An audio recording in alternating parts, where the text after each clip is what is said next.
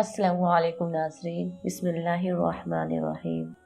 حضرت امیر حمزہ رضی اللہ عنہ کا اسلام لانا۔ نبوت کے چھٹے برس کا ذکر ہے کہ ایک روز ہمارے نبی صلی اللہ علیہ وسلم کوہ صفا پر بیٹھے ہوئے تھے۔ ابو جہل لعین وہاں پہنچ گیا۔ اس نے نبی کریم صلی اللہ علیہ وسلم کو پہلے گالیاں دی، اور جب نبی صلی اللہ علیہ وسلم گالیاں سن کر چپ رہے تو اس نے ایک پتھر حضور اقدس صلی اللہ علیہ وسلم کے سر پر دے مارا، جس سے خون بہنے لگا۔ نبی صلی اللہ علیہ وسلم کے چچا حمزہ رضی اللہ عنہ کو خبر ہوئی۔ وہ ابھی مسلمان نہ ہوئے تھے۔ قرابت کے جوش میں ابو جہل کے پاس پہنچے اور اس کے سر پر اس زور سے کمان ماری کہ وہ زخمی ہو گیا۔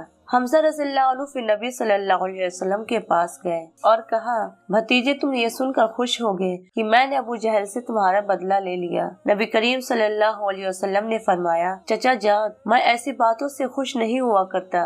ہاں، اگر آپ مسلمان ہو جائے تو مجھے بڑی خوشی ہوگی۔ حضرت حمزہ رضی اللہ عنہ اسی وقت مسلمان ہو گئے، اللہ ان سے راضی ہو۔ غزوہ احد میں آپ صلی اللہ علیہ وسلم نے بڑے بڑے دشمنوں کو خاک و خون میں سلا دیا۔ وحشی غلام نے ایک پتھر کے پیچھے چھپ کر بزدلانہ حملہ آپ رضی اللہ عنہ پر کیا۔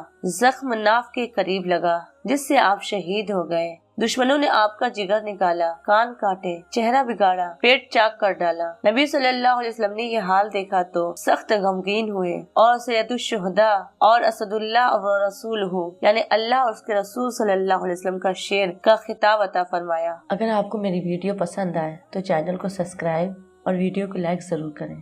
اللہ حافظ۔